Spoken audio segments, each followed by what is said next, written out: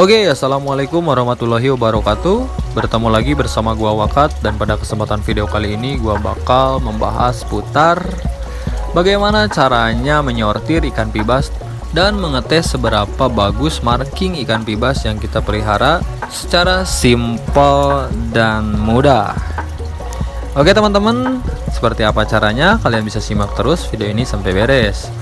Dan seperti biasa, sebelum lanjut jauh ke videonya, buat kalian yang baru bergabung dengan channel ini, silahkan diklik tombol subscribe-nya agar gue lebih bersemangat lagi dalam membuat video-video tentang ikan hias khususnya.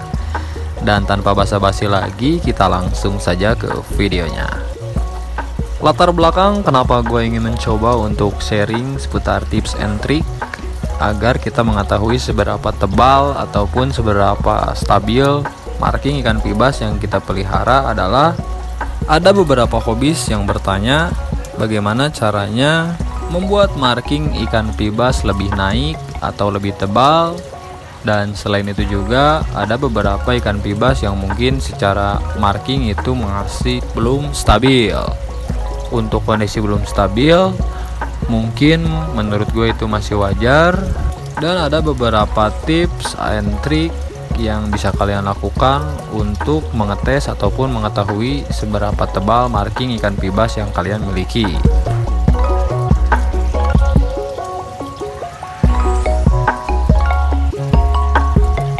Di beberapa video yang udah gua upload sebelumnya, mungkin disitu gua menyarankan untuk kalian menggunakan ikan yang jahil seperti ikan red parrot, karena ketika ikan pibas merasa terancam, dia akan memunculkan marking dan warnanya biasanya agak sedikit naik ya teman-teman.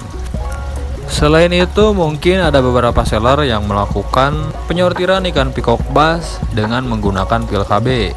Hal ini yang banyak disalahgunakan oleh seller-seller nakal, karena ketika kita memasukkan pil KB ke dalam tank, warna ikan pibas cenderung agak lebih glowing dan markingnya akan naik ya teman-teman.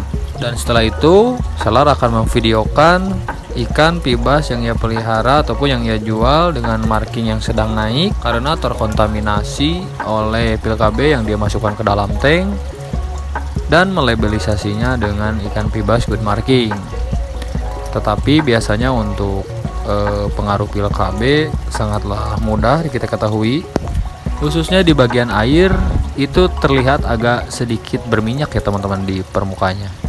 Selain itu, untuk menghilangkan pengaruh pil KB di dalam akuarium, kita perlu melakukan water change, dan dengan otomatis ketika air baru masuk, marking ikan pibas akan kembali ke semula, atau beberapa ikan pibas yang tadinya markingnya tebal akan menjadi kembali samar.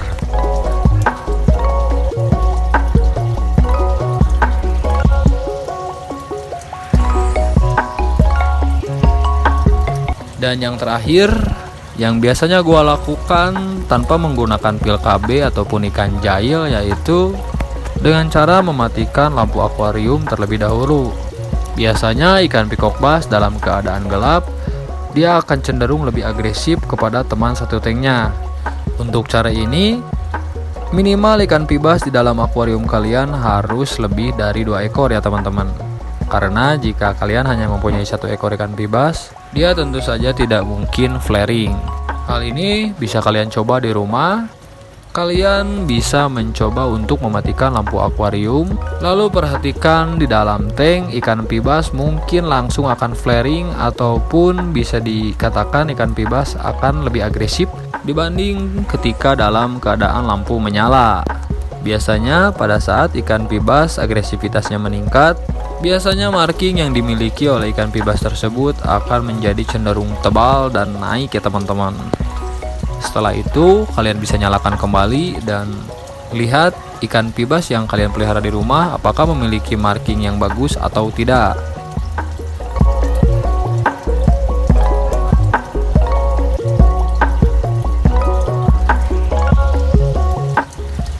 Jika pada kondisi lampu gelap, ikan pibas yang kalian pelihara flaring tetapi markingnya tidak muncul, maka dapat disimpulkan bahwasanya ikan pibas kalian memiliki genetik yang kurang bagus. Oke teman-teman, mungkin itu saja yang dapat gua sampaikan dalam video kali ini. Terima kasih buat kalian yang sudah menonton video ini sampai beres, dan sampai jumpa di video gua selanjutnya.